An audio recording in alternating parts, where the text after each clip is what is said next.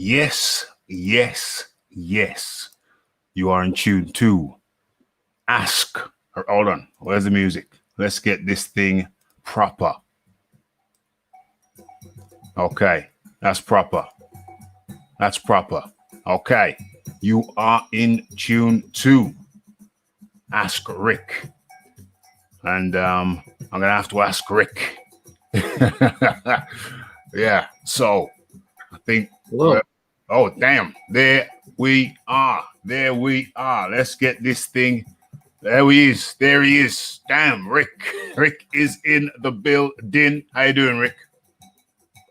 How are you, Rick? Oh, okay. Oh, okay. So Rick is frozen. Rick is frozen.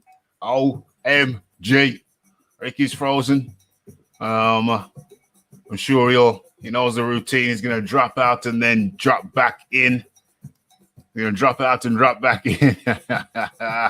OMG. Okay. Spin that beat. Says Georgie Porgy. Georgie Porgy DJ. Georgie Porgy up in the building. And you are in Roger Lee up in the building. Okay, people are populating the area now.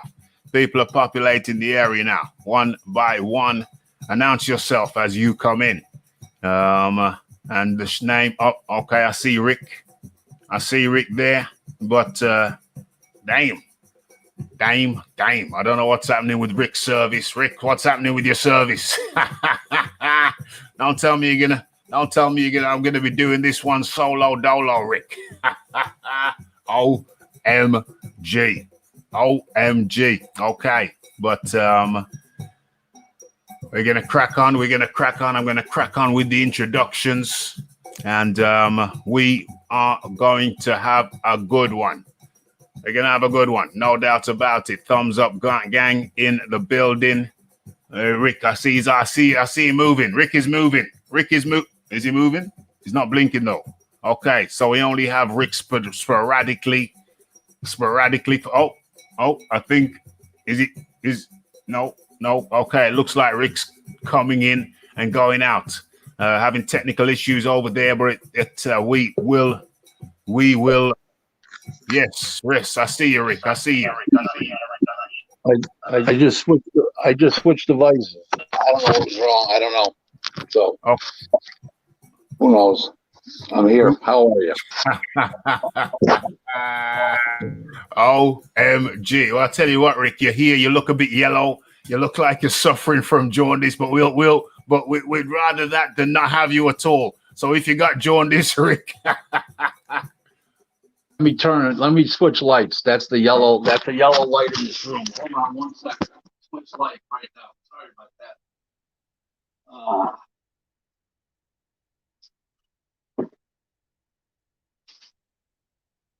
Oh, we got the white light on. See, there's two different lights here. Okay, now we got it.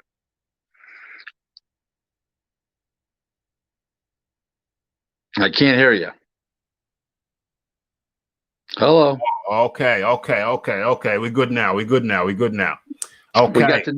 got the new equipment. You don't have to mute me anymore. 1 2 1 2. Oh, we can both speak at the same time. That's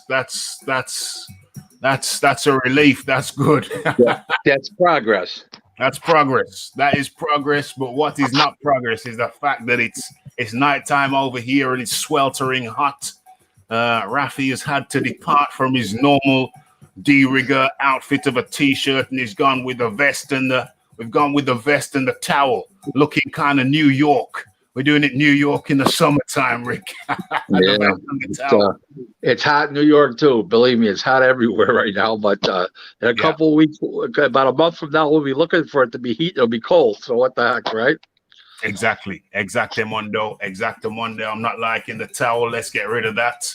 Okay, just keep it on the side there. Okay, so let me just introduce everybody. I mean, it's hectic over here. I've got one fan in here blowing hot air out, supposedly. I've got the fan in the kitchen sucking hot air out, and we're just gonna have to get through it. It's only a few days a year. Okay, so We got Frank the French up in the building. Yes, yes, yes. Raphie, the lineal champ. We've been talking about a lot of lineal over here. Lisa Ballis up in the building. Raphael and chat. Rick Glaser, DJ Georgie Porgy. Everybody up in the building. Okay. And we got Frank the French. Okay. So, Rick, how have you been this week? How have you been? It's going well. I just got all my new equipment from Samsung and from my internet provider, my new tablet, my new cell phone, all the latest equipment.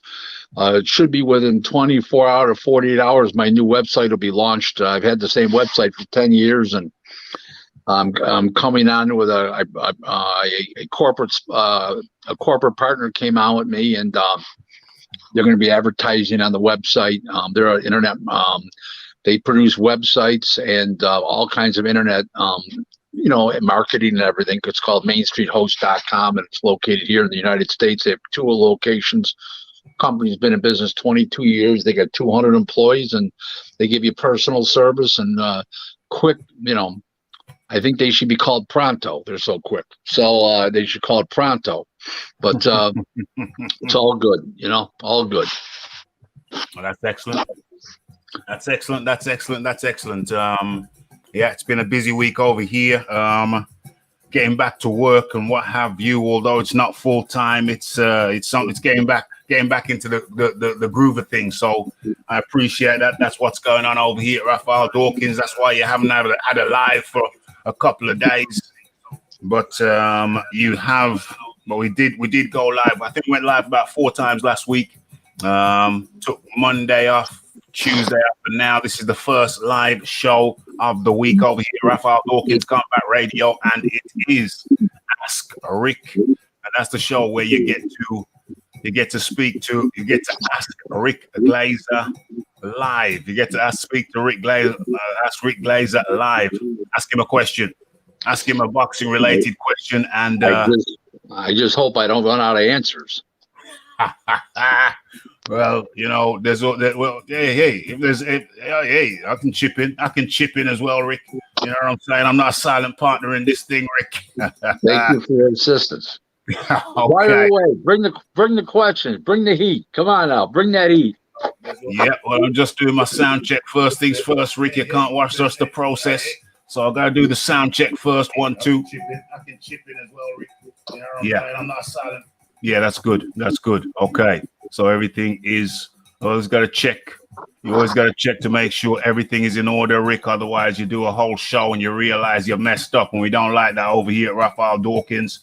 So we do the checks first, make sure everything is lined up and everything is good and correct. And by the looks of things, it is. Okay. So we put that in there. And so everybody knows what they're watching. Ask Rick Glaser, Q&A. Rick, we're on the 18th. We're on the 18th edition. There'll be many more to come. Many more to come. Many more to come. Okay, so we're gonna get straight into the questions, folks. We're gonna get straight into the questions. You know the procedure. Shoot your questions and Rick will answer them. It's as simple as that. Okay. And what's the first question? Okay, it's from Frank the French. Let's get that up on the screen there. It's all right. Ask Rick who he would put his money on out of Devin Haney, Loma, TFE. What though? That's a hell of a lot of people. Damn, that's a lot of matchups. Answer that how you want to answer it, Rick. You'd have to go with the most accomplished fighter right now, which is Loma. But I would say after that, I would say Ryan Garcia, and I'm sorry, Teofimo, Ryan Garcia, Haney, and then Tank. I have the least amount of respect for Tank. He hasn't shown me anything really, and he needs to get in better shape. Supposedly he's getting in shape now for the Leo Santa Cruz fight. We'll see, but he hasn't yet, and I don't think he's got the mental moxie to keep it together. So I think he's a little short upstairs, and I think that's going to hurt him in the long run. And I think when the going gets rough, in a real rough fight where he's got to outthink his opponent, I think it's going to hurt him too. So I think he's got some issues, and I think when he gets pressed, we'll find that out when he's got to actually try to outthink another fighter. I think that I don't think Devin Haney would have that problem. I don't think Teofimo would have that problem. I don't think Ryan Garcia would have that problem, but I think Tank Davis does. Gervonta Davis does. I think he's a little short in the marbles upstairs, and I think in those tight fights where he's getting thrown back where he can't punch because he's getting punched at. I think those kind of things, those kind of adjustments on the fly are going to need to show up, and I think he's going to be lacking there. Just don't think he has that mental moxie. Mm-hmm. Yeah. Okay. So. Okay. So that was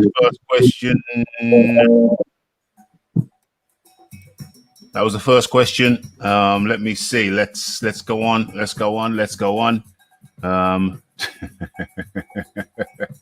What's this one? Yo, Raph. Rick, salute. Yes. And we can hear you loud and clear. Excellente. Okay, so another one from Roger Lee, and it is Rick. Does Tim Tszyu have a solid team around him? Can they be trusted? Can they be trusted to guide him properly?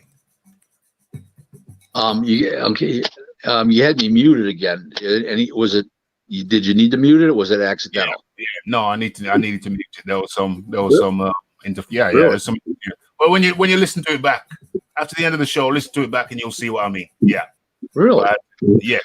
They said this phone you wouldn't get that, but this is the brand new phone. But we'll see. So, anyways, here's the deal. Does he have a strong team? Well, we won't know that till the going gets rough. He's never been in a rough going and get pressed, so we don't know that. But it seems to me the people around him are competent. I just don't know if they can get him to home plate. On America, that's a baseball term. I don't know if they can get him over the finish line. I'm not really sure about that.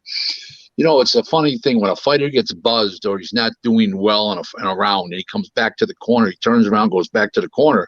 He's got to have confidence in those people. So we will see, because he will be tested when he fights Jeff Horn. There's no question about that. So we'll know that answer after Jeff Horn. But it seems to me he's got competent people around him because his father, who's a legend, wouldn't allow his son to be around people that weren't competent. So I will take that as they're competent for now. Yeah. Yes. Okay, so onwards and upwards. Yeah, Frank the French says thanks for answering. Onwards and upwards, and I don't know. I got a lot of material here. Where do we start? Okay, let's go with the Regis Prograis splits with your best buddy, Lou DeBilla. I couldn't have been happier when I heard it. I felt like throwing a party. If I lived more in a boxing city like Vegas or New York City or South Florida, I probably would have thrown a party. I think that there's only three places to go for him in reality. Is Top Rank, Eddie Hearn, and PBC. I would say right now, I would say Top Rank has the best shot, but he may not end up there. I think that's the first choice, but it's a matter of who will pony up the most amount of money for his fights. And I don't see Top Rank doing that. I just don't think they're going to do that. There's too many things against him right now. To be a free agent is one thing, but now's not the time to be a free agent in a way because you can't make a great deal right now. And that's there's no fans. See. So I explained this, I believe, last week or the week before on the show. Well, it's not just no fans. There's less foreign TV revenues, less sponsorship, no merchandise sales, no commercial distribution. Okay, and the extremely high COVID costs not only for the testing, but the protocol, the procedures and the protocols, which is the all the stuff they developed in the bubble they got to fight out, under that they have to each stay in their own hotel room. Yeah. They each have to have food separately made. The cost is prohibitive, and all those revenue streams are down. The only thing you got left is TV money, okay, and some foreign TV money. So it's not the best time to be a free agent. They're gonna be in for a little bit of a rude. They might be in for a little bit of a rude awakening there, if they think they're going to be worth all kinds of money, and I think they're going to fall short in that regard. I believe that. I don't have a lot of. I don't remember something else. He's coming off a loss, and he's not a champ anymore. And we're in pandemic times, and everybody's got their own fighters they got to get fights for, and I'm sure he's not going to want to fight Godzilla the first time out after being out since last October and coming off a loss and having all the gyms shut down during the pandemic. So you lost 3 to 4 months there of not even being in the gym. So I can't believe that he'd want to fight, Godzilla, number one. And number two is, can't see anybody paying him a lot of money not to fight Godzilla. So I don't think it's such a great thing that he's a free agent right now. I think it's a great thing that he's a free agent, but I don't think that timing is exactly supreme right now. Yeah, timing's off. But I would imagine he hasn't done this without some consultation. There's got to be people that perhaps, I'm assuming there's already some bids on the table. There's some bargains in the making. I'm sure there is, but there's a big difference between a guy talking to you and a guy writing a check. Yeah. So, like I always say, it's a long way from the lip to the ring. So there's a long way from the lip to the checkbook.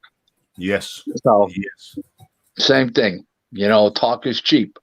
It's just the way life works. That's right. Talk is wind, as they say. Talk is wind.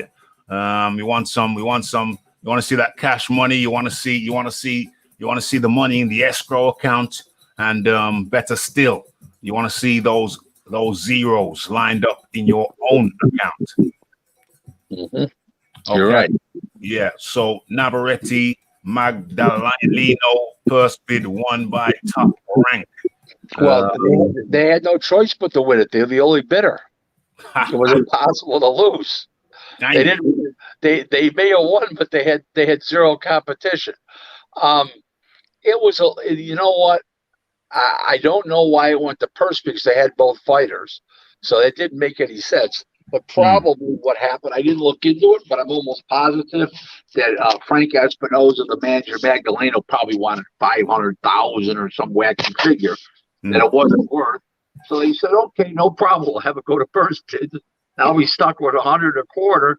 If it's in Vegas, he'll get 100. He'll actually only get 100 because it's a different kind of split percentage-wise if you fight the other guy's hometown. And they are fighting, and it would probably 99% chance fighting in the hometown of Magdaleno. So he might end up with 100 grand only. So I think he was. I think maybe they were out schnookered by Top Rank, and the chances of that happening are about 90%. So, Okay. So, who we got here? Come in to join us. We got the Lisa Bayliss. We got some questions here. Almost missed. Okay, let's go to the questions. Frank the French says, does Rick see anyone beating Better Beeve? Is he a big name in the US? The guy's a monster. There's no correlation between being a great fighter and being a big draw. Because there's been a lot of fighters that haven't been great, they've been big draws, and there's a lot of fighters that have been great that can't draw their breath. He's a great fighter. He's tremendously strong, huge puncher, very intense, a little chinny at times, but he's not a huge draw, but he does make excellent fights. Part of the reason why he's not a draw is because a lot of people can't pronounce his name. He doesn't speak the language. He's based in Montreal. He's not based in America.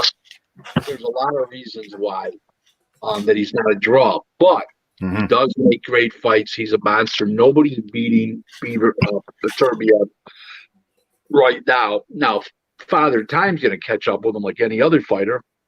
Yeah. And the only fighters that Father Time didn't catch up with was Joe Calzaghe, Lennox Lewis, the ones retired with the belt, Carl Froch. But I don't know if he's that kind of guy. Remember something. He's never made huge money. $1.5 million. Okay.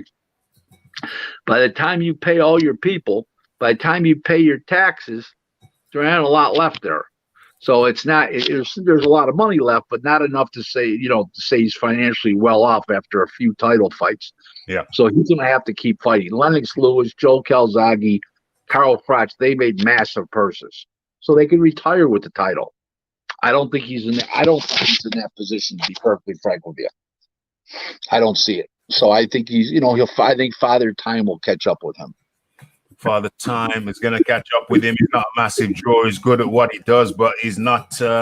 He hasn't got that pulling power, I'm afraid, right about now. He just don't have. He don't have that. Where's the charisma? Where's the charisma? Zero. Exactly. There just ain't no charisma with the guy. He's good at what he does. Don't get it twisted. But I say. Listen, if he stood in Times Square, okay. Not one person would identify who he is. Walk right past him. Not a good side. You know what I'm saying? I saw Lennox Lewis at an airport once in Vegas, and a woman comes rushing up. Mr. Lewis, can I have your autograph? Lennox, can I have your autograph? Ba, ba, ba. Everybody knew who he was. Everybody knew Mike Tyson. Everybody knew Sugar Ray Leonard. Everybody knew Roberto Duran, Tommy Hearns, Marvelous Marvin Hagler, Boom Boom Mancini. Yeah. The list goes on. Alexis Arguello. And, now they know Tyson Fury. They know certain fighters. Yeah. And those guys make the big bucks. This guy's just not that kind of. There's no charisma. There's no magnetic attraction. None. Zero De Niro. Zero. No charisma. You know what we say over here, folks? No charisma. Zero De Niro. I gotta find a better one that rhymes a bit better than that. But you get the picture. You gotta have charisma if you want the De Niro. But great question. Moving on to Josh Taylor. Josh Taylor and Cochon being lined up for September in London. Rick, I'm going to show you a picture of this Cochon. Well, no, I haven't got one. Yeah, anyway. I know who he is. He's from Thailand. I mean, it's a mandatory that means absolutely nothing. Zero. I mean, zero. It's like nobody knows him. Nobody cares to know him. Nobody knows the guy. Nobody can pronounce his name. I mean, really, he's not even a household name in his own household. It's madness. Khashoggi, whatever his name was. It Khashoggi? I thought that guy was the arms dealer. Anyway, let us move on. Rick Taylor, Josh Taylor's fighting a guy we don't know. It's not really a household name, but whatever. It's a mandatory. I think, what's his name? Ramirez. Ramirez is in the same situation, Rick. He's got to fight. Yeah, but Ramirez is fighting Victor Postol, who's been on American TV 25 times. Yeah. Let's not confuse one guy that's never been near an American TV set and the other guy who everybody knows. Victor Postol is what I call a great foil. He's good enough to beat the great fights. He's not good enough to beat the great fighters, but he's in there plugging away every fight. He can punch a little, makes good fights, comes to fight. He's not dirty, and he's going to make a good TV fight for Jose Ramirez. And when the day's over, Ramirez will have defended his title successfully, and everybody moves on, and everybody's happy with the TV. And it was a good fight, and they had fun and everything else. This Khashoggi, I mean, you don't even know what you're going to get. I don't know if this guy, I've seen films of him. He looks like Sugar, a Thai version of Sugar Ray Robinson. And I've seen films of him. He looks like Joe Shit the Ragman. No matter what background you are. So it's not a very good sign. It's not a very good sign. But it's not a very good sign. But we know that we safe to say that Josh Taylor is moving on. He's not going to get stopped by this. So it brings us. It's narrowing together. It's coming together where Josh Taylor and Ramirez they're on a collision course. Rick Glaser. They're both on a collision course. Absolutely. They're going to have to wait. That fight's so big, they're going to have to wait till fans come back. It's too big not to. You're probably looking at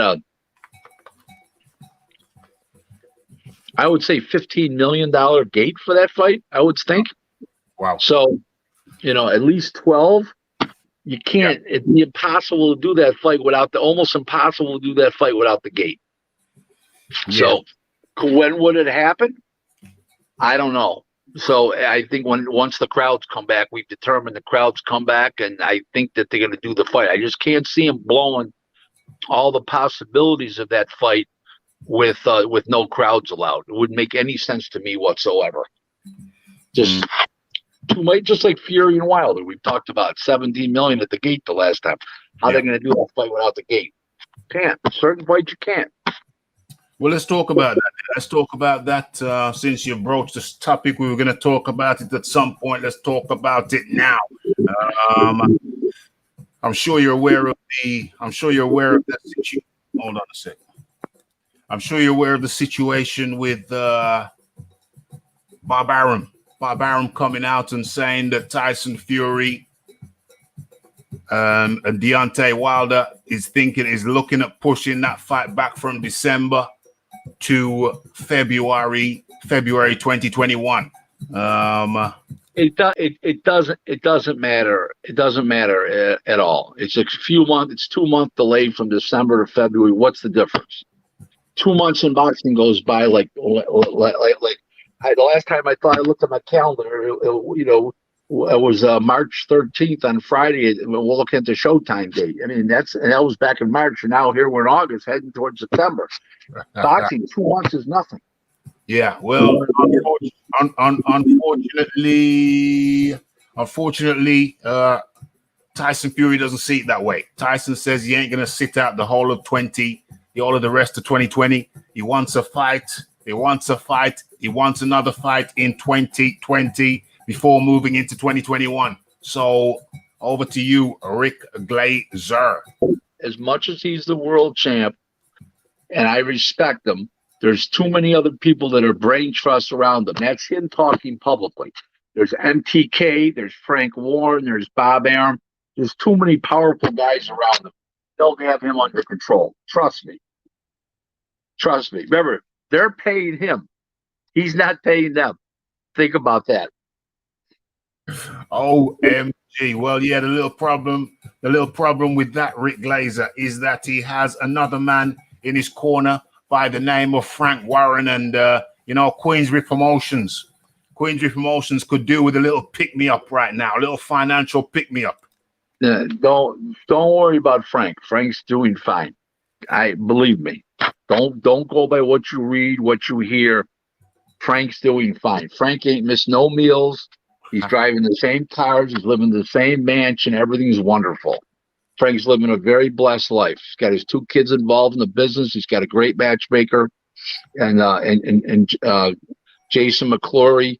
He's got Andy, Addy working for him. I can't pronounce his last name exactly. Yeah, he's got a good crew around him. He's tight with Bob, and don't worry. There's no problem with Frank Warren. He can wait a few months too. Trust me. Frank don't want to wait. Frank Warren don't want to wait. Frank was heated. He says Tyson Fury's not happy. They want to fight this year. And as a matter of fact, rat-a-tat-tat, let's look at it. Why should Tyson Fury wait? Why should he not have a warming? Why should he not have a tune-up? Because the revenues are not only going to be down for no gate, the revenues are going to be down, and they're not going to be able to pay him. Okay, you want to fight? There's no problem. First of all, the contract extends itself for the fight for 4 months automatically because of the pandemic. So whatever that contract said in December of this year would extend 4 months automatically into next year. So there's no legality there that they can get around that. You know, the pandemic, there's a clause in these contracts called force majeure. Force majeure, okay? yeah. And that means unforeseeable things, acts of God, terrorism, anything unforeseen. And I think a pandemic, since we hadn't had one since 1918, I think a pandemic would qualify as force majeure. Falls into that category. So, you know, it's not a legality thing. Okay, you know, everybody. Rick, the man wants to fight. Tyson Fury wants to fight this year. Well, then maybe he fights a lesser of a guy, and they fight if I know 3 months later or something like that. I don't know, but you know they'll get it together. You know, trust me. He's got too many people around him that that are, you know, Frank, Bob, MTK. I'm not worried that things will get, you know, taken care of. And 2 months delay is not any big deal from the date they scheduled from December. Yes, they went from October to December. It's not a 2 month delay though, because it should have been in back in earlier part of the year. So it's not 2 month delay. No. It should have been in July, but you had 4 months you got to add for the pandemic automatically. You're not taking that in consideration. That is a major consideration here. Is the 4 months that was paused. Okay, and the uncertainty since then. Listen, Tyson Fury is incorrect. I may be a Tyson Fury fan. I may be a believer in the ring. I love how he came back from the drugs, reputedly drugs, alcohol, depression, womanizing, horror mastering. I'm glad all that stuff. And he's back where he belongs. You know, the king has returned to the throne, as he said. Well, let's have him stay there. I think there'd be too many people pissed off at him if he cops that attitude, especially what the whole world's been going through. Well, my point of view on it is this: listen, it suits Deontay Wilder better to be sitting out. It does not suit Tyson Fury. Tyson Fury. It doesn't matter. That only matters for 5% difference. If it helps him at all, it'll help 5%. That's not that 5% will never overcome the difference between the class of fighter those two guys are. That's nothing. 5% means nothing. Do you think now, we're talking about 5% of $100 million? That's $5 million. It's a lot of money. 5% of the difference between the abilities of Fury and Wilder is nothing. Is my point. Do you think Deontay Wilder can knock Tyson Fury out? No. Deontay Wilder's got a better shot to get pregnant than that happening. He proved it in the first fight. He knocked him down twice. The guy got up twice. He's not staying down. Listen, people, for all the shortcomings that Fury's had over the years, okay, you know, all the depression, the drugs, the womanizing, the alcohol, this guy can fight, and this guy is a very serious guy once he laces up those gloves. He's got balls down to his ankles. Okay? There's not even a question about it in my mind. As I told you on a prior show, the guy was raised from birth to be a fighter. That's why he was called Tyson. If his father wanted him to be a rocket scientist, he would have a brain, super intelligent. He would have called him Einstein Fury. Okay? So there you go. He called him Tyson after Mike Tyson. I mean, come on now. Well, how much more obvious do you want? That's the difference between Tyson Fury. He's not manufactured. He was born to be a fighter. Joshua is more manufactured, and it shows it. Joshua's going to knock your boy clean out. He's going to put Tyson to sleep. Nah, he ain't. I'm going to send you a box of Kleenex to dry your tears, Rick. I have no fight against choices. Keep that in mind. Only tears will happen if I had financial interest. Trust me. You're not going to put a little cheeky. You're not going to put a little cheeky bet on it. There's no sentimental value to boxing unless you. Okay, it's all about the money. It's about the Benjamins, baby. Yo, Rick, I've got a box of Kleenex right there with your name on it for when Mike for when Tyson Fury versus Anthony Joshua gets made. There's a box of Kleenex up there, man size. I need you to send me your postal address. One time years ago, this guy, he thought his wife was cheating with me. She was actually cheating with a friend of mine. So I told the guy, I said, listen, I says, if you got any questions about your wife cheating on you, I'll just buy her a box of condoms. We'll see how many's missing in a month. OMG. I got a story. I got a similar story. We'll save that for another time. Okay. Somebody's putting up $9.99. Uh-oh. Somebody has made the bell ring. I was very offended at the last show. The last show was about Tyson Fury, and my point of view was that he is not lineal, and there was not, Rick, you're not going to believe this, not one red dime was put in the tin. Not one red dime. I wasn't very happy about it, but we got good people like this who come in and put something in the tin. People have to learn to appreciate you, and every Wednesday for 2 hours they're going to learn to appreciate you because I'm on with you every Wednesday, and I'm your man. So we're gonna make it happen. This show's going to grow and get better and better. 100%. People have to trust me more and more. They're gonna, when I give them predictions and the shit happens, or something happens outside the ring, the business part of it, they'll get, it'll come along better. What's this gonna say? I'm dead. Prego Wilder. Very funny. Because of you, the man made the thing.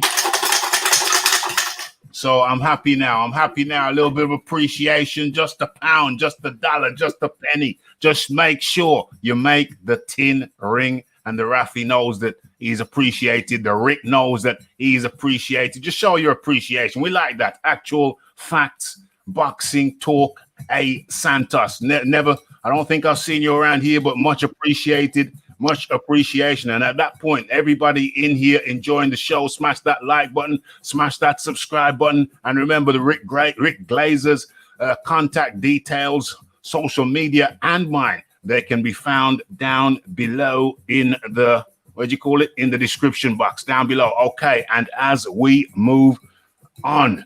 There's a lot of questions coming now. Okay, let's find where we are. Oh yeah, but let me just finish off this point. Listen, Rick Glaser, if Tyson Fury wants to fight again this year, he should have a fight this year. It don't mean that it's about the money. He just wants to stay loose.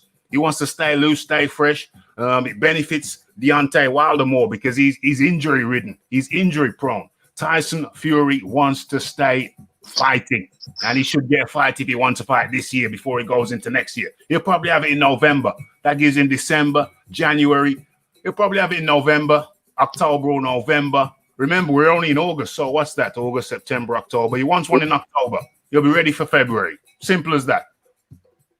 Get it on. Let's get it on. What's the problem? You have to see his brain surgeons. You have to see all the people around him and see what they have to say, because they're probably singing a different tune. Trust me. Okay. They're trying to keep him fresh. I can relate to that. Okay. So, what is this here? What's the next question? I'm going to one in the chat. Just looking. What's the next question? How do you see David Benavidez? Is that the next one? Have I asked that question already? Have we done this one? How do you see David Benavidez versus Roma Angulo? Rick Glaser. Angulo doesn't throw a lot of punches. David Benavidez is too big and too fresh, young champion. He'll overpower him. It's a good fight for a few rounds, and then Romer will get wore down. It goes rounds. It won't be a quick stop. Romer's a solid guy, but that being said, it's a big step up to David Benavidez. Mm-hmm. So I see a 8th, 7th, 8th rounds, maybe 9th round stoppage. Mm-hmm. Okay. And Cal L up in the building. Salute the Combat Nation. Where are we? Where is the next question in the chat? Emilio says, good to have the show back. Rick, what is the difference on an agent and a manager in boxing? An agent who represents a fighter, a manager represents a fighter, normally invests money in a fighter, and he takes 30 to 33 and a third percent of a guy's money. Okay, but he invests money in the fighter, gives him a big signing bonus, gives him maybe a monthly salary, covers expenses for him. Or an agent, he takes generally between 5 and 10%, depending on how big the fighter is, and he doesn't put any money up at all. But in lieu of that, you retain more money, okay, because of the fact that that you're only paying out 5 to 10%. If you pay 10% and they took 30% from you, and it was $1 million fight, that's 200,000 difference just on $1 million. You're in a $2 million fight, that's a $4 million difference, a $400,000 difference. A lot of money. So it depends if they invest money in the fighter, they take a bigger percentage. Where an agent, he takes up to 10%, 5 to 10% of the numbers. Yes. So Israel Madrivmov says, whoever has the belts, I'm ready to fight them. Yeah, everybody from a Russian type country, those countries over the Eastern Bloc countries, they always say that. He's a good fighter. We'll see what happens. We'll see what happens. We'll see what happens. We will see what happens, Miguel. Hold on. Let me just control this situation here. Okay, so we're good. Okay, so let's have a look at this one here. Okay, so the uncertainty caused by the coronavirus has forced Miguel Cotto's promotional company, Miguel Cotto Promotions, to postpone their planned event that was scheduled for August the 22nd. The new date is October the 17th. I did not know, I don't know if you know, but I did not know that Miguel Cotto now has a promotional company. Did you know that, Rick?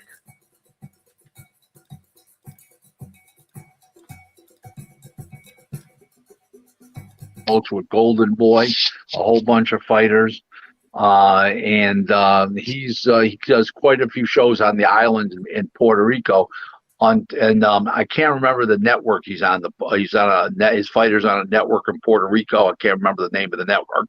Just a network over there. And he's a good promoter. He's got some good fighters. He just had a couple world champions. They lost. I'm trying to think who he has right now that's a world champ, but he's got some good fighters. He's a good, solid promoter, treats his fighters fairly, all good stuff about him. No question about that. Excellente. And what is this one here? Okay, so James Delorme, Fox Fight peaked at 1,224,000 viewers and averaged 1,076,000. That's a lot better than it has been, Rick. No, that's actually worse. That's on a non-cable. That's on terrestrial mainstream television, and that's not cable, and that's not good. That's about 600,000 to 800,000 less than they normally do. Oh, damn! That's not good. That's not a good number. Damn. Yeah, remember, top-ranked shows are on cable, so you have to get the cable, and you got to subscribe to that network, the ESPN, the ESPN Plus, and all that kind of stuff. Especially, that's so it's a little different. So the numbers come out completely different. Damn. Everybody gets free television. Not everybody gets ESPN. So this is effectively what you're saying. This is effectively free television. Is that what you're saying, Fox? It's not effectively. It is. Oh, damn. So what's the problem then? What's the problem? What the numbers aren't right. The numbers aren't good. What's going on, Rick? They're playing multiple basketball games every night. The networks, because they're playing their playoffs and stuff like that in the hockey that they were supposed to finish up, and they're playing them now, and they're interfering. Every basketball team played that night, every hockey team played that night, and it's too spread out. So in other words, if it's just boxing on TV and maybe one or two other games, you got this. Now you got this. And It's spread out too much.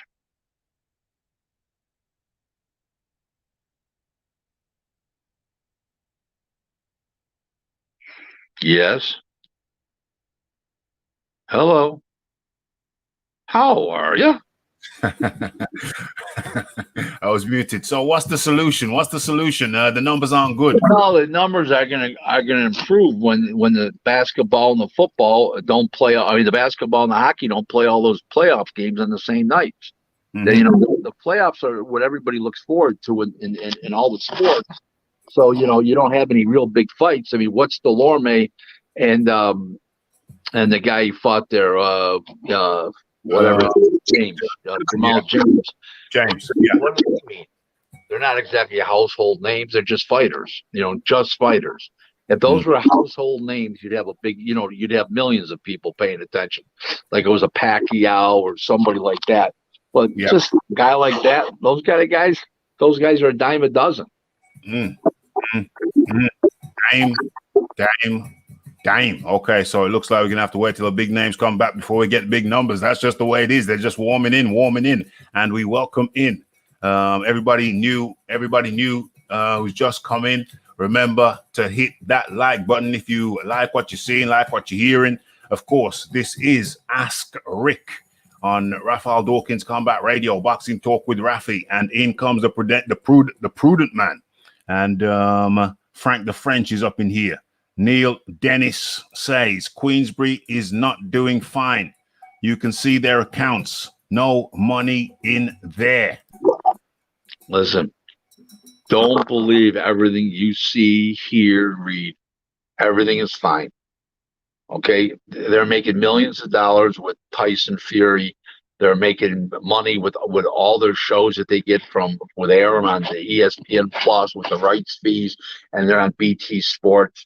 Forget about it. Don't believe all those things. He's doing just fine. They're not holding any benefits for Frank Warren. He needs no pity parties or benefits. He's doing just fine. He's doing just fine. He's doing just fine. Queensbury itself, the accounts may not look too splendid, but Frank himself is doing just fine. Go by how much is in a bank account. Okay, when it's a business, you can't go by that because the owner siphons his money out monthly, quarterly, yearly. You can't go by that. That's amateur hour shit. You can't pay attention to that. I know one thing. On my debit card, for a typical example, I only keep $4,000 to $5,000 in my debit account. Okay, my debit account, because I don't use charge cards. But it's only one account. So you can't go by what's there. It makes no sense. Well, what am I going to keep a lot of money in an interest-free account for? For what? Yes. If somebody stole a number, they could, if there was a lot of money, I'd lose a lot of money. Now I can only lose $4,000 or $5,000. Yes. Okay, so there you have it. That's how it looks like. Don't always go by the numbers. That's what Rick Glaser is saying. Okay, and Dixon Siders up in the building. Dixon Sider says, Rick, if there was a past boxer that you could bring back to modern day, who would it be? Who would it be and why? Who and why? I'm going to add the why. Okay, hold on, Rick. About 500 of them. Larry Holmes, Lennox Lewis, Ali, Frazier, Ken Norton. That's just the heavyweight division. So, I'd bring Joe Calzaghe back in a heartbeat, Roberto Duran, Sugar Ray Leonard, Sugar Ray Robinson. I mean, talk about iconic guys. I mean, a whole bunch. One favorite I would bring back, Roberto Duran. Yes. Because I think he would, because his as good looking as he was when he fought, and as much charisma as he had, and as great as he was, and as hard as he punched, he'd be the king of rock and roll today in professional boxing. He was then. Imagine what he'd be like now. People would be falling all over him. Yes. But I agree with all of that, but I don't like the fact that he ducked Ken Buchanan. I don't like the fact that Roberto Duran ducked Ken Buchanan. He didn't duck him. He hit it in the balls. How's that ducking him? Right into Johnson. Boom! Right in the family jewels. You know? The only reason why we didn't understand what he said, he was speaking Spanish and he was growling at the same time. Well, I was reading up on Ken Buchanan. You know, we talked about him the other day. I was reading up on Ken Buchanan, and when Roberto Duran took his belt off him, they had a rematch clause. But what? I think the president of Panama forbid Roberto Duran from honoring the rematch, and then later on there was another attempt to get the rematch clause to enact the contract, and Roberto Duran or his people simply declined. Rick Glaser, talk to me about that. You know what? That was like 72, a little before my time in boxing. And to be honest with you, I became a fan in 71, but I was a kid then. I was 13 years old, 14 years old. So, don't hold me to, I wasn't even that old. I was 12, 13, 13 years old. So, I don't know enough about it. Rumors were that was correct, but I had understood that nobody wanted to do the rematch. Nobody would put the money up for it. That they said there was a conclusive ending in the first fight. Now maybe that was an excuse. If you hit somebody in the balls enough, it'll definitely be a conclusive ending. There's no question about that. So I don't know enough about it to give you an opinion on it, except that I was told that nobody wanted to do the rematch. It wasn't that Duran went on to bigger and better things and was fighting all the time. There was a time that Buchanan was supposed to fight him and couldn't. Something happened. I don't know what the deal was, and they just moved on. That happened. But I will say one thing: if he did have a rematch clause, it must have been not a too strong one because nobody ended up in court over it. Yeah. Well, that's the murky world of boxing. That's the working world of boxing. I guess maybe Ken Buchanan's promotional team, the team behind him, weren't strong enough when Andreas the Punch Ruiz tried that shizzle with Eddie Hearn. Didn't turn out too well for Andreas Ruiz. And he Ruiz, it just depends how strong your people are to get them to honor rematch clauses. So it depends on the winner, the loser, who's backing who. Yeah. And who's kissing who in the back room, who's holding whose hand, who's sucking face with who's kissing ass. It all plays into it. Yes. Okay. So you got to have a strong promotional team to push things. Have a strong people behind you to push through what is right. Okay, so we're staying here in the chat. Hit that like button, hit that subscribe button, and for sure, share my shizzle across the globe. And let's get into the next question from the chat. Okay, so in comes the man like James Jameson, 20,000 in the stadium, making 17 million equals $850 average ticket. Weren't they giving tickets away? Talk to me about that. Talk to me about the math. 17 million. How does that work? The Tyson fight with Wilder? Yeah, Tyson v. Wilder, the second fight. No, they didn't give any tickets away at all. Zero. Matter of fact, a guy who I brokered a fight for was on the undercard, and they told me that it was going to be sold out, and I wasn't going to be allowed in the arena in the seating area, that had to go in a special room that they're going to show the fights on. The people that participated in the show that didn't have a seat. Why, he says, I don't go to those kind of shows. I'm not standing in no room. Trust me. So if I can't get a seat, pull up a seat and relax, I'm not interested. In other words, if I'm not important enough to have a seat, I'm not going. So I stayed home. So I did. So tell me about that 17 million. How did they get 17 million from 20,000 seats? $850 average tickets? Tickets were like the tickets were ringside were like 4,000. The cheapest seats were like $400, $850. I'm not surprised at all. Zero. No surprise there at all. I never figured it out, but doesn't surprise me. $850 a piece, because if it's 4,000 for the first seats, let's just say, for instance, 2,500 for the second seats, and you go back and let's say the cheapest seats are 400. That makes sense. Makes complete sense. You want to know the truth? Okay, so there's some really expensive tickets. The first fight, there was some very, very cheap tickets, but for the second fight, they got people. It was in LA at the Staples Center. The second fight was in Vegas, and you have a casino behind you buying up the tickets for their high rollers. So that really helps. That's the big difference. That's why you can price those seats in Vegas so much more than you can at the Staples Center, because you got the high rollers, wanting tickets from you and stuff, and they'll come in and gamble. So everybody prices the tickets higher. It's just a fact, part of the business. Okay, so why didn't they do the first fight in Las Vegas? Why did they do it out there in Los Angeles in the Staples Center? Because that's not.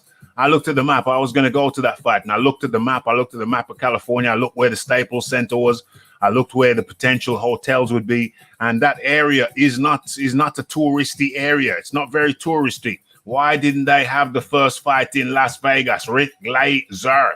Al Heyman makes a lot of bad decisions. That was one of them. That was dumb. Dang. Wow. No, there was no reason not to do that fight in Vegas. Whether Tyson Fury is well known in America or not, he'd been just as just as known in Vegas as he was in LA. Okay, and I know people that come in from the Great Britain, the UK, to see their guys fight. They'll rather go to Vegas than they would than go to LA. Forget about how it's only 20 minutes in the air difference when you're flying through. Like if you change planes in New York City and you fly through, it's 20 minutes. That's not what it's about. That's not what it's about. So it's just the way it is. They should have done it in Vegas. But how could they be so dumb? Because I looked at the map and I said, "Nah, I'm not going out there. I'm not going out there to LA when I should be in Vegas." No, it wasn't friendly. And then the card was crap. The undercard was crap. It wasn't a fan-friendly affair. Should have been in Vegas. Oh, is Rick frozen? No, I can hear him. The picture's frozen, but I can hear the sound. How does that work? Okay. So, yes. Okay. Boom. Rick is back. He knows the procedure.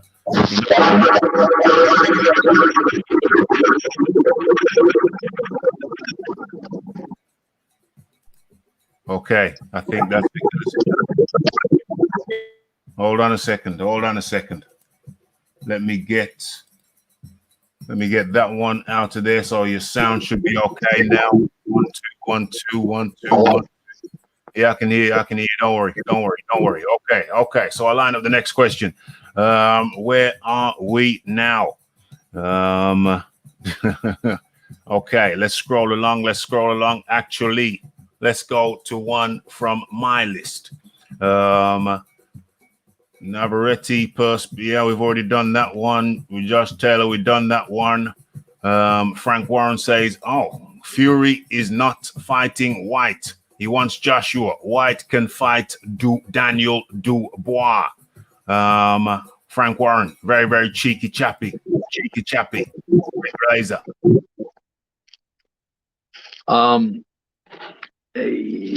I think they should appease Wilder. White with a big fight for a lot of money, and Dylan White's that capability. You know, the WBC is not going to strip what's his name, because they'll go to court and they'll argue.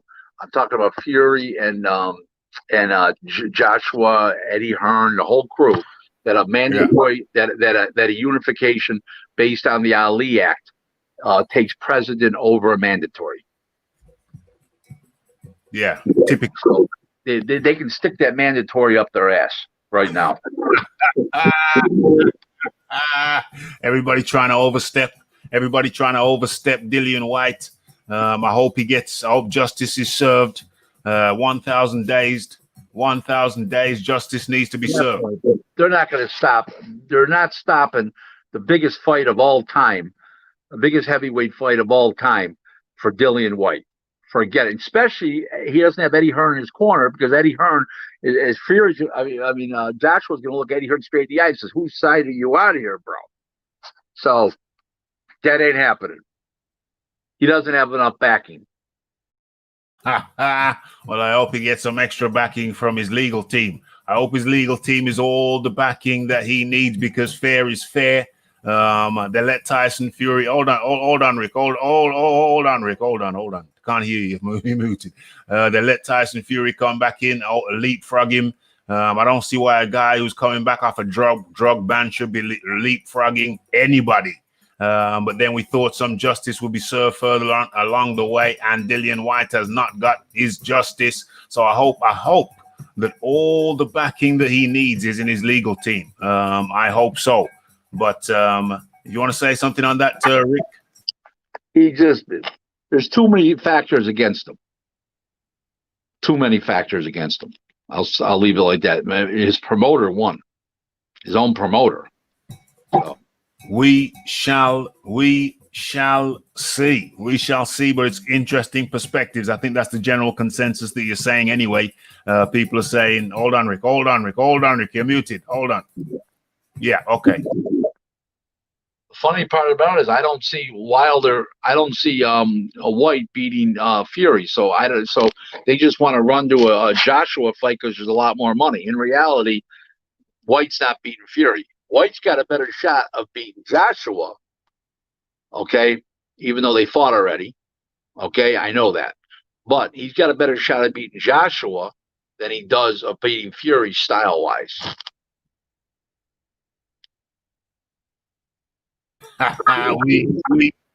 we shall see. We shall see. You know, it ain't happened until it's happened. And right about now, it ain't happening. I want to see it. I want to see White in against whoever wins between Wilder or Tyson Fury. Okay, I want to see that fight. Okay, so going to the next question: if Tyson Fury is such a great pure fighter, forget that.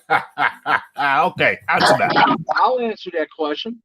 First of all, that was 6 years ago. Number one, at least 5 years ago. Number one, he didn't know how great he was at the time. Number two is he hasn't been caught in any drug scandals since then. Okay, that was then. This is now. Let's not compare him. He didn't have the confidence in himself that he had back then. Okay, and every athlete's looking for an edge. If they're not looking for an edge, okay, then they're not competitive. Okay, that's just what the facts are.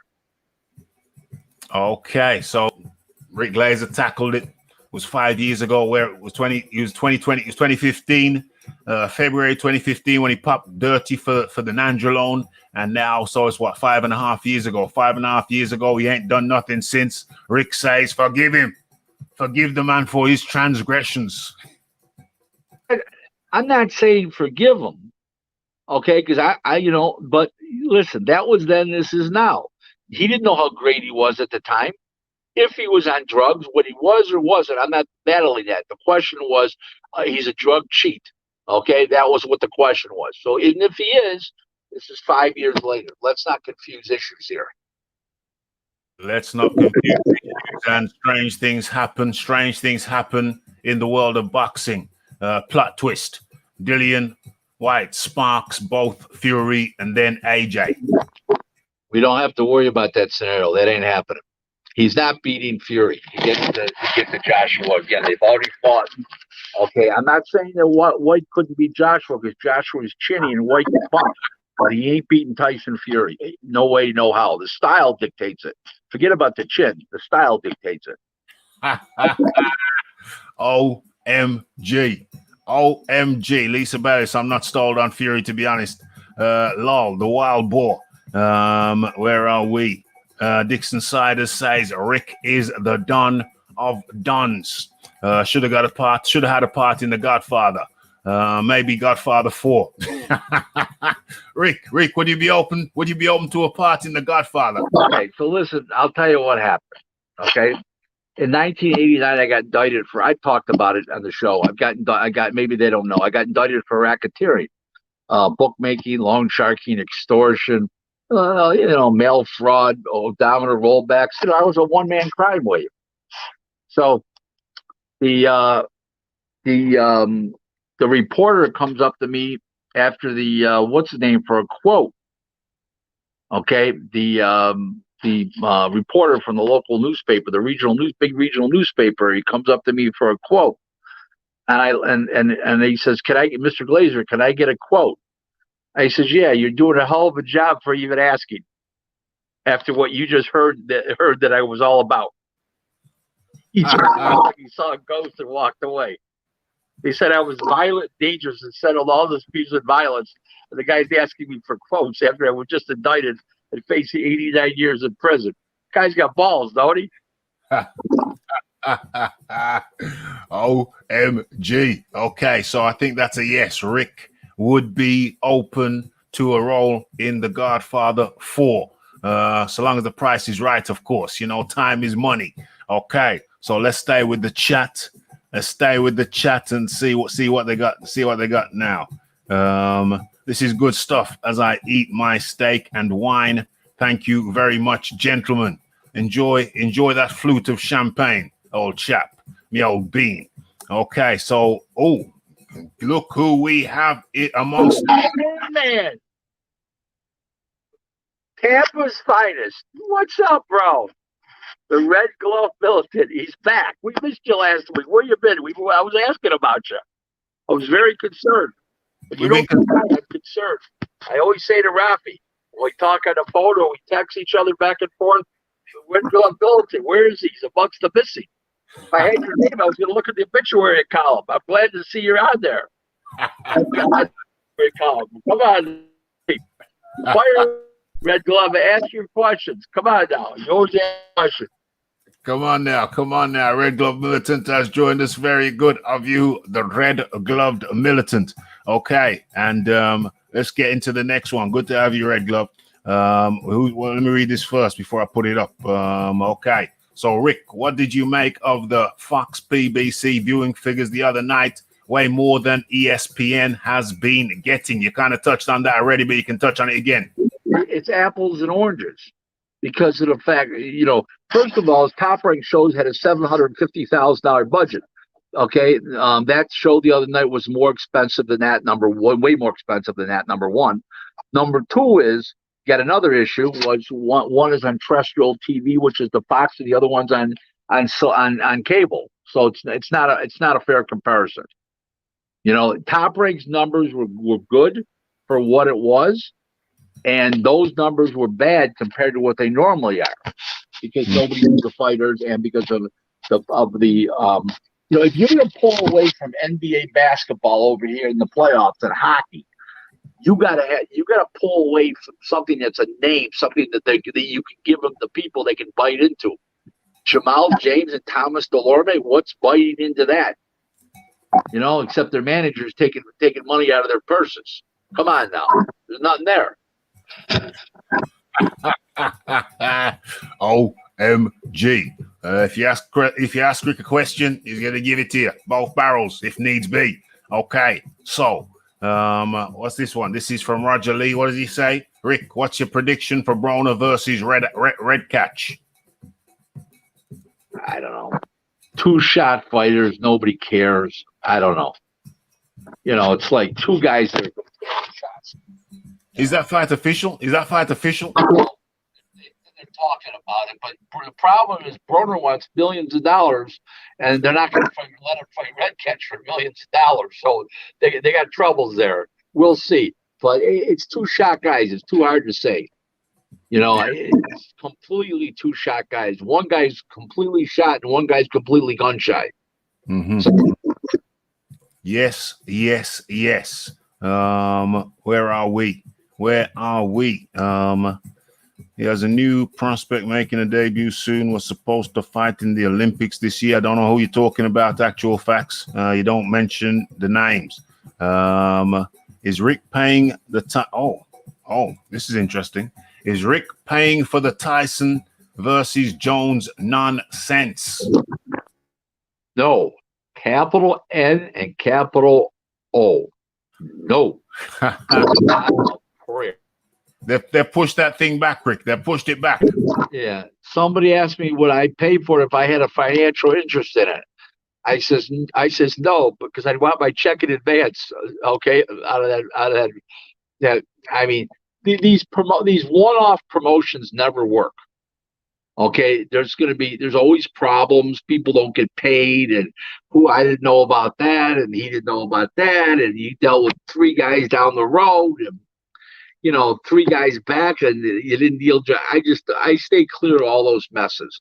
Both, I'm not buying pay-per-view to watch a guy, 2 guys with the combined ages of 84 years old. That's no, 104 years old. I'm sorry. That's just not happening. Not in this lifetime or the next. Okay.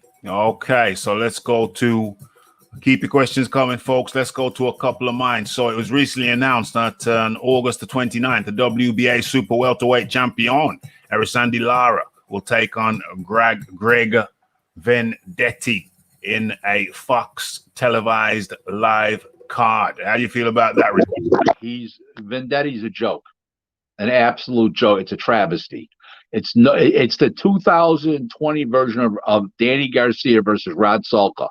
A complete embarrassment to PBC, Fox, and everybody involved, including Lara. I understand you're supposed to fight the easiest guy for the most amount of money. I get it. But this is shameful, and it should not be allowed. This guy went to Spain and got knocked out by 2 rounds by Michael Soro, who's 4 levels down from Lara. Okay? I mean, why don't they bring Michael Soro over here? I mean, it's a travesty. Complete travesty. Garbage. Should not be on TV, should not be made for not only for safety purposes, but for competitive purposes. The guy does not warrant or deserve this kind of fight. A year and a half ago, he gets knocked out by Soro. He comes up with a couple bullshit wins in New England, and now they're going to put him in a world title fight in a main event on Fox. Everybody should be embarrassed. Everybody. And maybe that's the problem, though. Maybe that's the problem. We were just talking about what's the problem with the numbers, but if they're making fights like this, then no, you can, for what he's getting paid, you can find a capable guy to fight, to take Vendetti's place and fight Lara. Okay, there's no question about it. So that argument doesn't fly. I don't think you understood what I said. What I'm saying is that maybe that this is part of the problem why the figures are lower than expected, because if they're making matchups like this, I'm telling you, you're talking about the ratings. Yes, absolutely, 100%. Just like the Lorme and Jamal James. Who wants to see that stuff? Why don't they have Jamal James fight what's his name? Whether he's 54, 47, so what? Have him fight Lara. Yeah. It's a joke. It's a travesty. And that's what I'm saying. Yeah, if you put these travesty matchups together, then it just ain't going to work. And in the the co-featured bout, we have Caleb Truex versus Alfredo Angulo. Angulo's so shot, it's incredible, and Caleb's Truex is what he was, but Angulo's shot, pretty. It's not a co-feature. That whole card sucks. To be honest with you, that's just the truth. The whole card sucks. OMG. I'm not watching that card. If I watch it, I'm not watching it for boxing purposes. I'm watching it for comedy.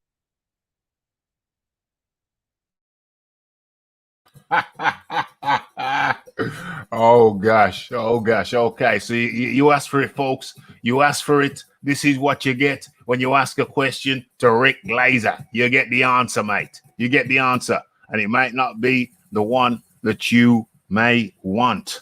BT viewing figures in England were awful. Sky not doing as well as expected either. Well, the BT figures they're always awful, aren't they? But Eddie Hearn's figures were pretty decent, far better than Queensbury, than Frank Warren. Let me put it this way to you: they're both bad. You know, the figures are all off right now. I'm telling you, they're just not there. We're not putting on the big enough fights for the people that really care. See, let me explain what happens to everybody. You put a big fight on, and it creates interest, and they'll watch the smaller fight. If you're watching smaller fights, where's the big fights? So people get pissed off.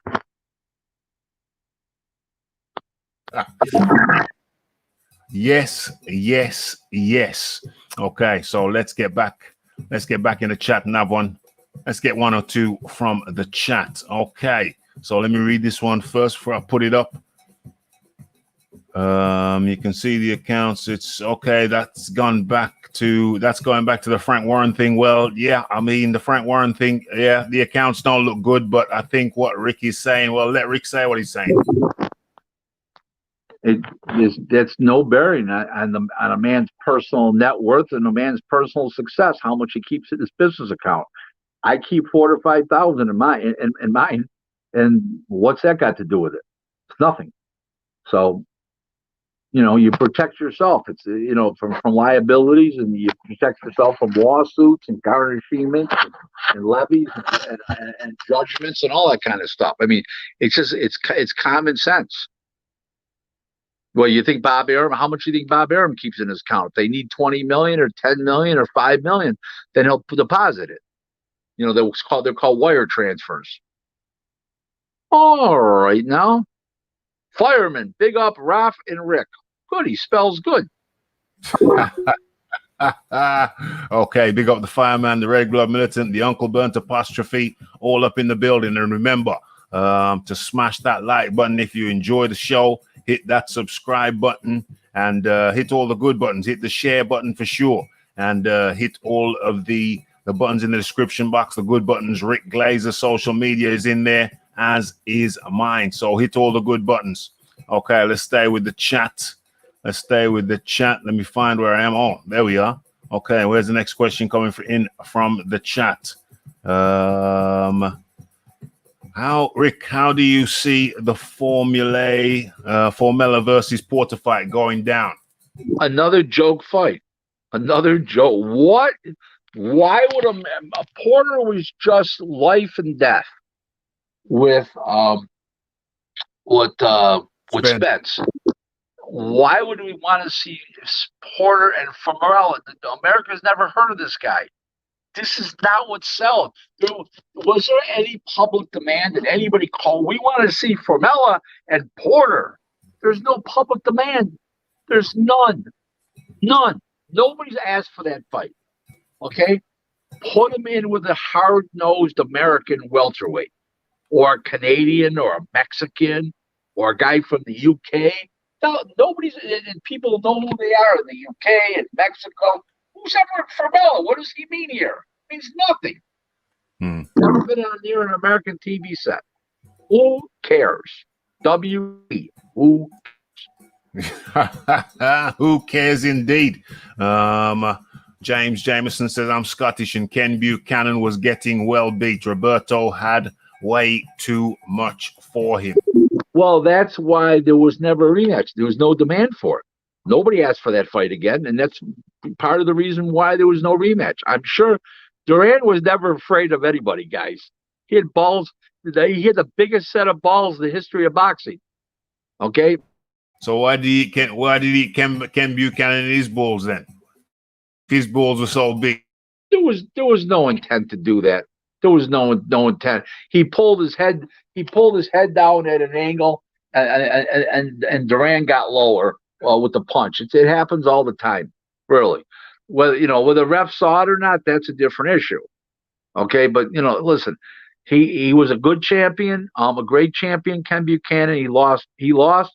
Did I say it was fair and square? Maybe the referee fucked up. That I'll agree with. But would he really have beaten him anyways? Probably not. Duran was Duran. I mean, they named the rock band after him, Duran Duran. You probably don't know this, Rick, but the Duran Duran, the rock band, actually just come a few miles from where I live. So it's a local band to us, Duran Duran. Yeah, Hungry Like the Wolf, etc., etc., etc. Okay, so let's get into the next question. Let's keep them coming quick and fast. Hold on, Rick. There you go. Yeah, thank you, James. Appreciate it. Okay, so what's the next question I have here? Let me scroll down. Don't be afraid to hit that. Don't be afraid to hit that super chat button if you're enjoying the show. Don't be afraid to make that tin ring and rattle. Okay, so punchers win. Who do you guys rate as the best puncher who didn't win a world title? Damn, that's a hell of a question. Probably Ernie Shavers and Jerry Cooney were probably the two names that come to the top of my head. There were great punchers and never won world titles. Jerry Cooney and Ernie Shavers, I would say. That's a very good shout. Very good shout. Very good shout, especially with Jerry Cooney. Jerry Cooney seemed to be on the brink of it. But I think certain issues outside of the ring may have played a factor. What have we got here? What have we got here? We got Rick wants to say something. Did you want to say something there, Rick? Yeah, you're moving real slow today. Rick is a cheeky chappy, Rick, you know what I'm saying? It's a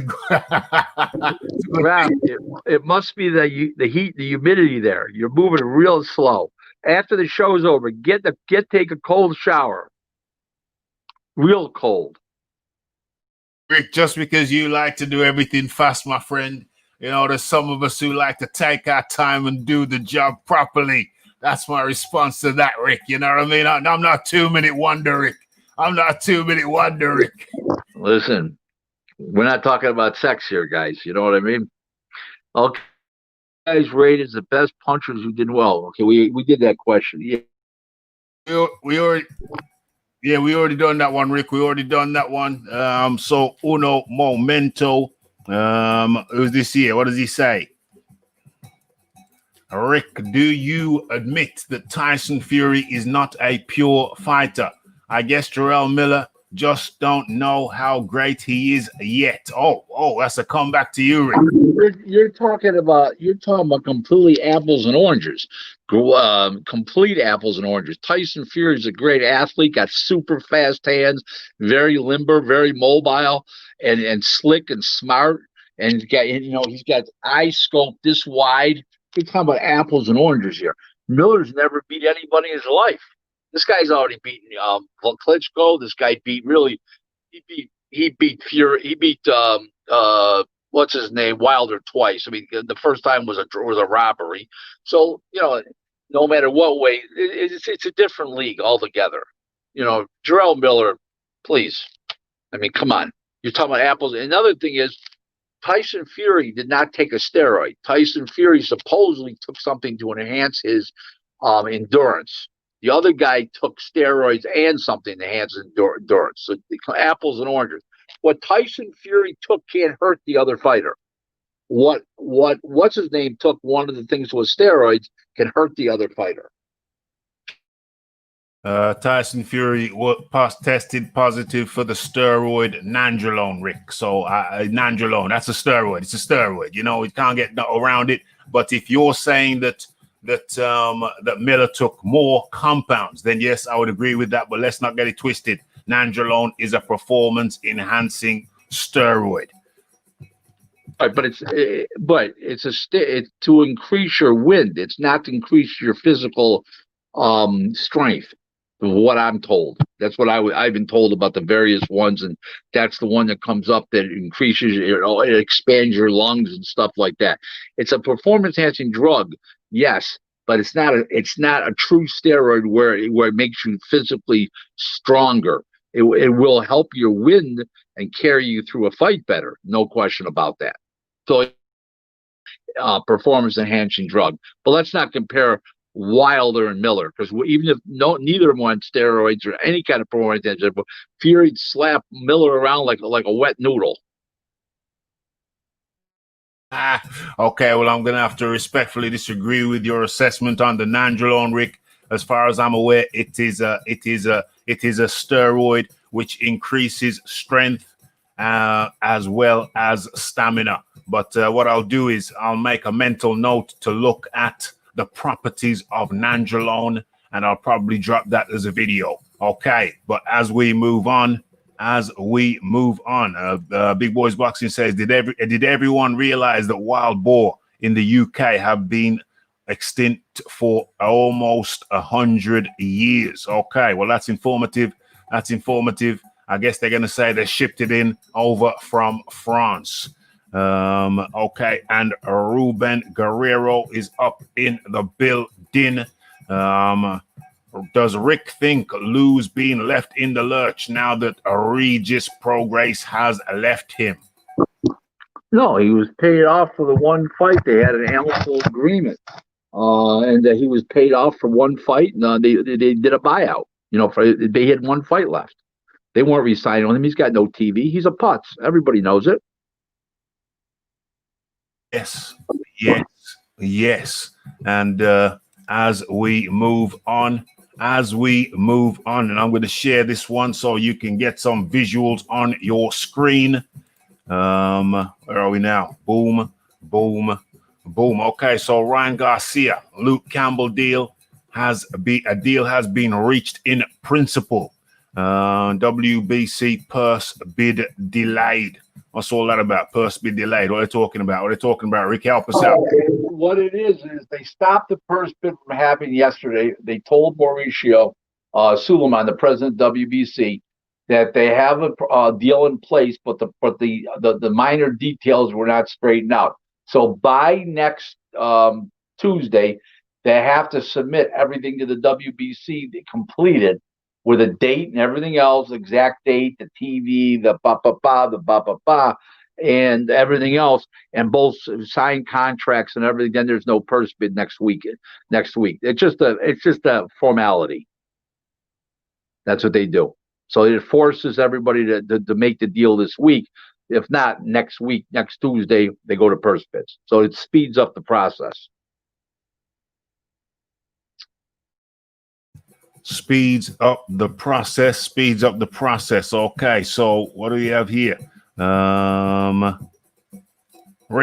Rick's thoughts on Serenko almost getting knocked out by a nobody.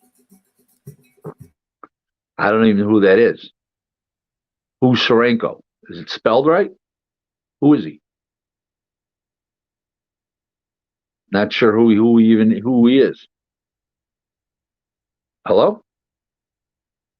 Yeah, sorry, my bad. Who was Serenko fighting? Big Boys Boxing. Is that the right spelling?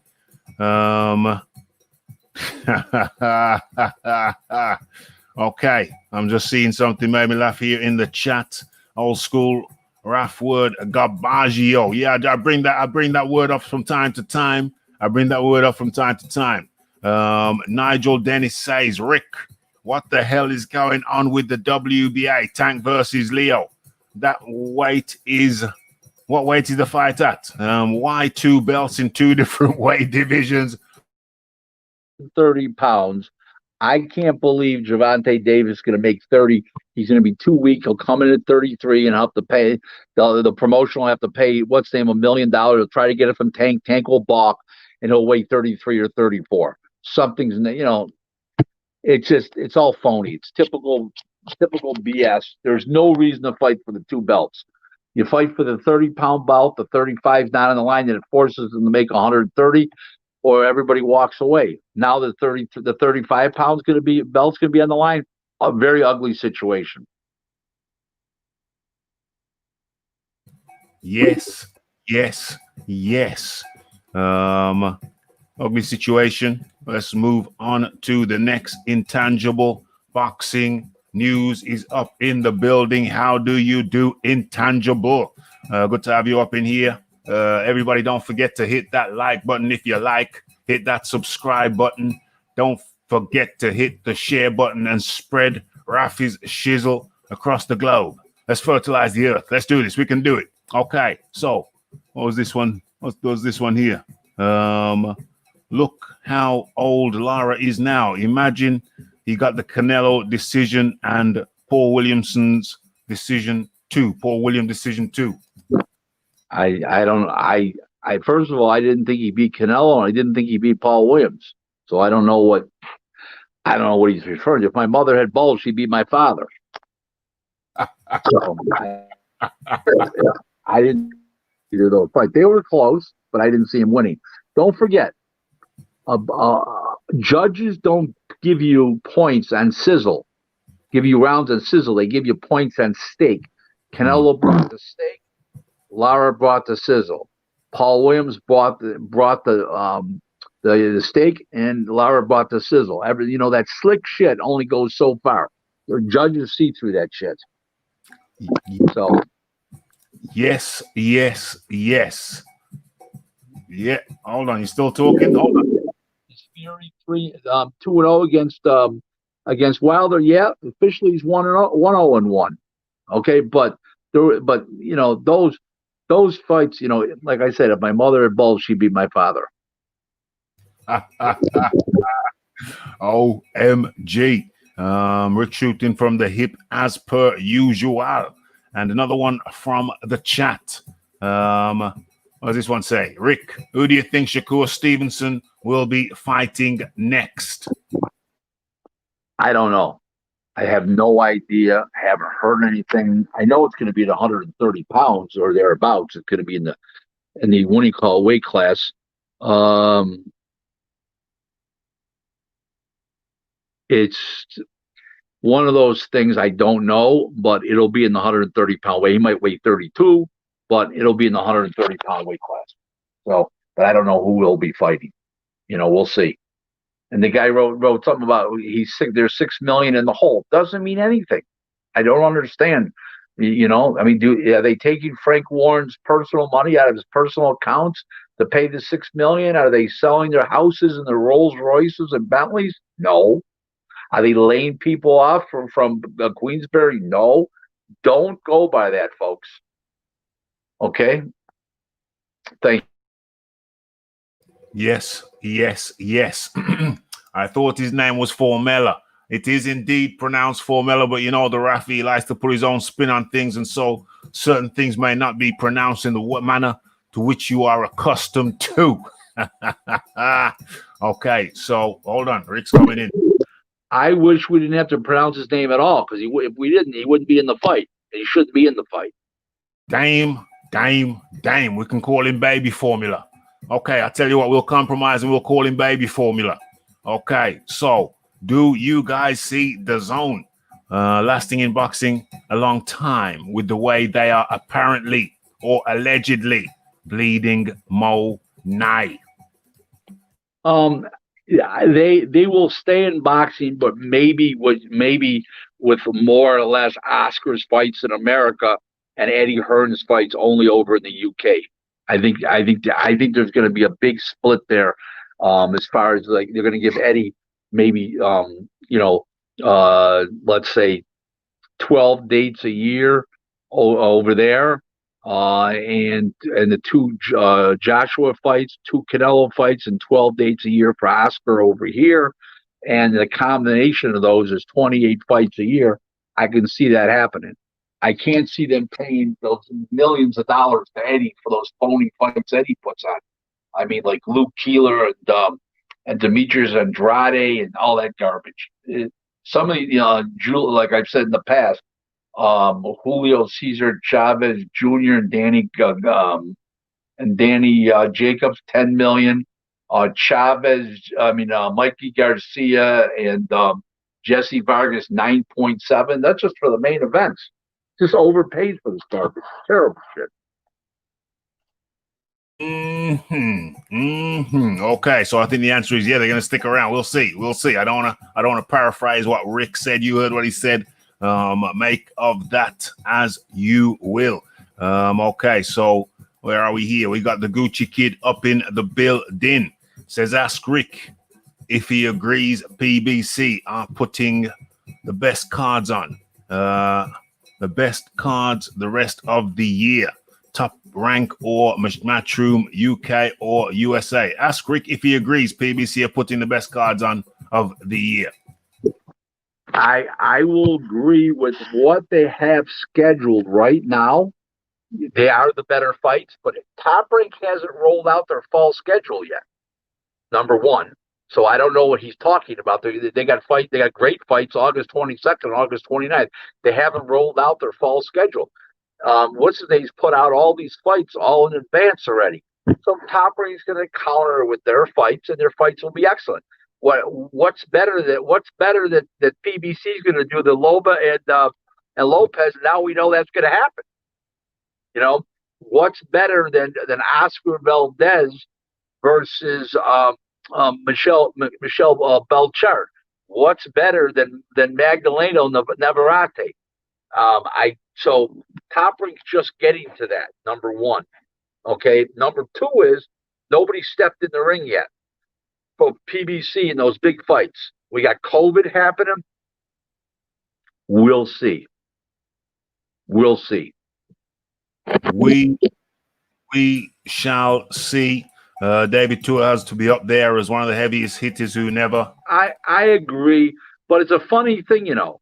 When the difference was Ernie Shavers knocked out good fighters, Jerry Cooney knocked out good fighters. David Tua never knocked out a top fighter when they were top fighters. In other words, he knocked out John Ruiz way before John ever won a world title, and he was a tyro at the time. So he never knocked out a top guy ever.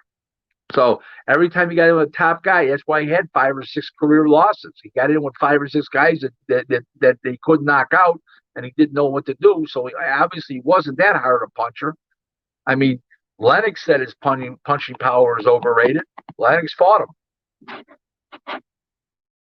Wow, I never heard Lennox say that. Wow. Okay, so Frank, to me, he said it to me on the phone with Emmanuel. Wow. Okay, so Frank the French says steroids. End of. Yeah, I agree. What does he say? Daniel Davidson says Rick Fury took steroids, and if a man can improve his performance, then of course he can help you do damage to another. I'm not disagreeing with you, but even if he did, it was 5 years ago. We're talking about now. Okay? There's been no proof he took steroids since then. I got to go by now. We're not living in the past here. Yes. We're coming up to the last few minutes with Rick's, folks. So hit that like button, hit that share button, hit that subscribe button. Okay, Ruben Guerrero says, what does Rick think of Usyk's recent move to promoting, and did he catch any of the shout? No. A guy shouldn't be promoting when he needs a promoter. I'll leave it at that. OMG. Big Boys Boxing says, I hope everyone leaves DeBella.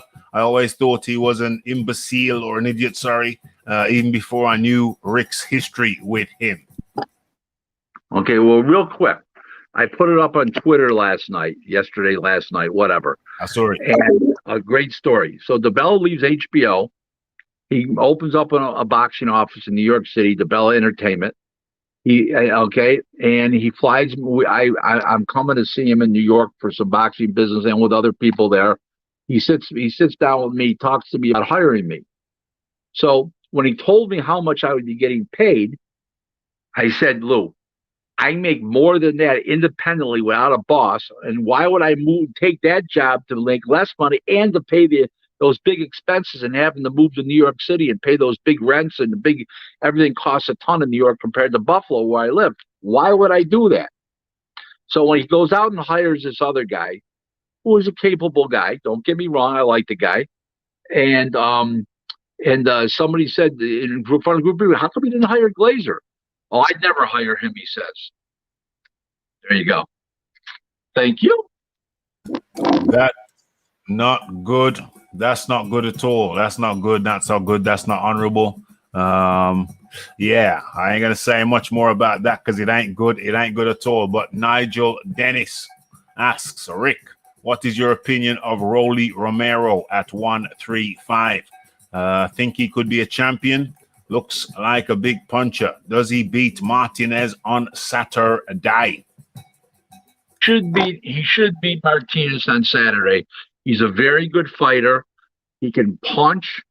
He's real strong, but there's a lot of unmarked questions about him, whether he can take it, the punch on the chin, whether he can take the pressure, take the heat. Nobody's ever seen him get pushed back yet in a fight, so we have to see. We know that Teofimo Lopez had the same reputation coming up, and he passed the big test, but he wasn't pushed in the fight with Richard Conley. We'll see when this guy gets pushed, but all the physical attributes are there. Whether he can the intangibles are there, we got to see yet. But he looks to be the part. I'll put it that way to you. He looks to be the part. Rolly Romero, 1-3. Rolly Romero looks to be the part. Nigel Dennis asks, as we come to the last few minutes of the show, Nigel Dennis asks, did Gary Russell Jr. really break Crawford's jaw? Okay. I've never heard that story before Gary Russell said it. At the time that they were amateurs, I was actually following the amateurs. Okay, I haven't done that in years. So that was like the last group of guys that I did follow. I never heard the story before he mentioned it. Nobody's been able to verify the story. Nobody ever heard of it before that I asked. And we're all in the same boat. So it doesn't sound practical to me. Don't sound practical. Roger Lee. What's this here? Hold on, Rick. Hold on. You muted. Hold on. Okay. Lubin beats Geisha. There's two ships crossing in the night. One's on the way up and one's on the way down. One's leaving the harbor and one's docking. One's docking. Their ships passing in the night. And Lubin much for Geisha. The best Geisha doesn't beat Lubin. Okay, the best Geisha doesn't beat Ruben. L. Doc says, Lubin. Say that again. The best Geisha does not beat beat Lubin. Yes. Coming up to the last few minutes. Where are we now?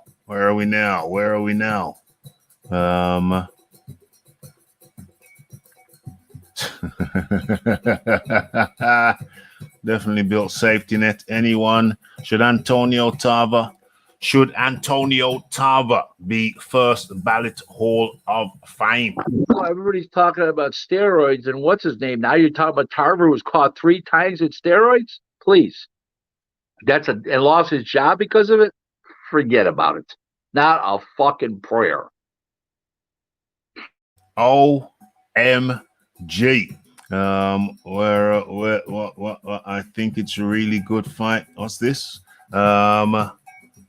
White and Povetkin. Been watching some White and Povetkin lately. I think it's a really good fight. Let's hope it does not get cancelled. Is there any reason why it should get cancelled? Well, with the COVID testing now, you just don't know till they literally get. Listen, there's no fight that's official now till the bell goes off, because there's COVID testing. So many guys are failing, but it is an excellent fight. I think White will prevail, but it's an excellent fight. Prevail, but it's an excellent fight. Gucci Kid says Rick is a funny man. Follow me on Twitter. My description is in the box down below. My Twitter handle. Follow me on Twitter. I'm just as funny the other 6 days a week when I'm not on here.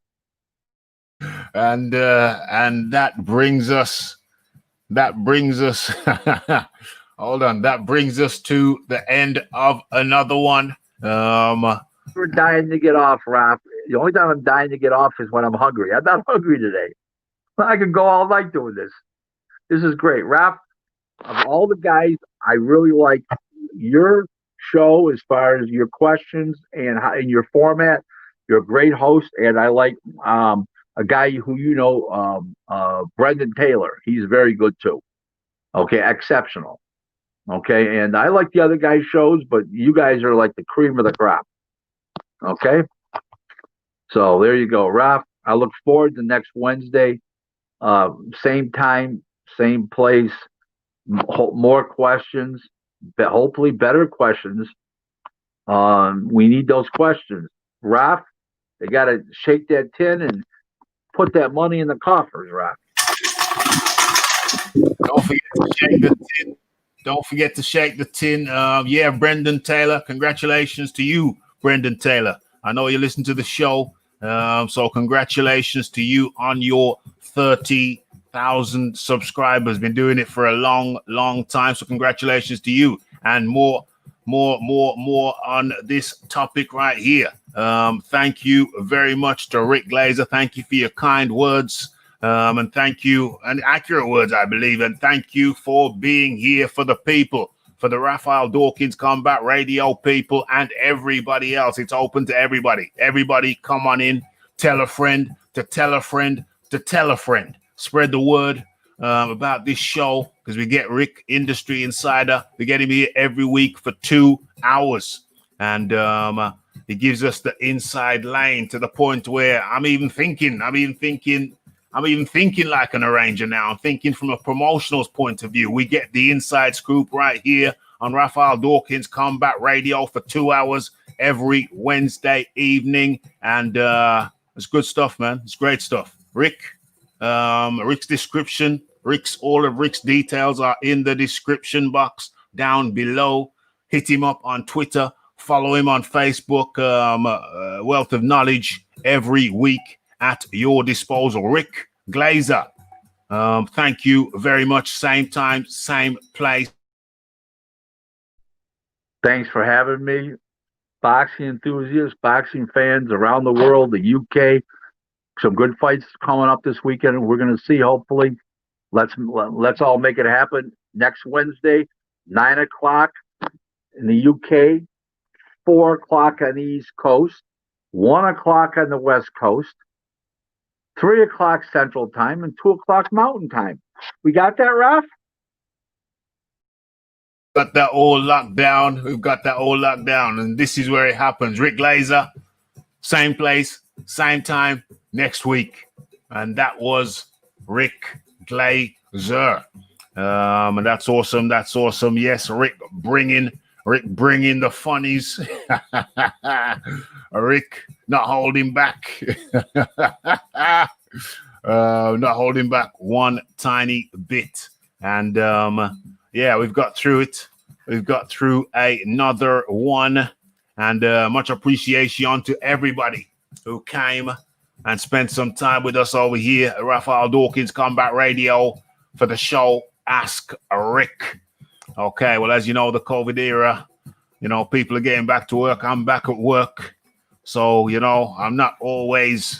won't always be available to push out as much lives as I have been pushing out, but I certainly shall endeavor to keep that work rate up and to feed the people, feed the masses, and keep you fed. It's been a good one. The temperature is finally cooling down over here in the UK. It is 2 minutes to the hour of 11. And so it's finally cooling down. Raphie don't need his towel no more. Raphie don't need his towel no more. So yeah, it's been another good one. It's been a great one. Much appreciation to everyone who took the time out of the day to come over here today. And so yeah, what can I say? It's the Raphael Dawkins. It's the Combat Radio. It's the like. It's the subscribe. It's the comments. It's the shares. And it is the hitting that bell icon to stay updated with news and notifications. And don't forget about the live shows. Don't forget to follow me on Twitter.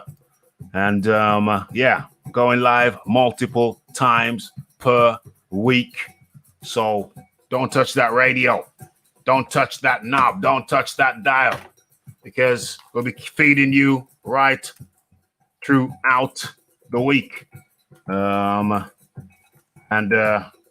what else is there for me to say other than blessed?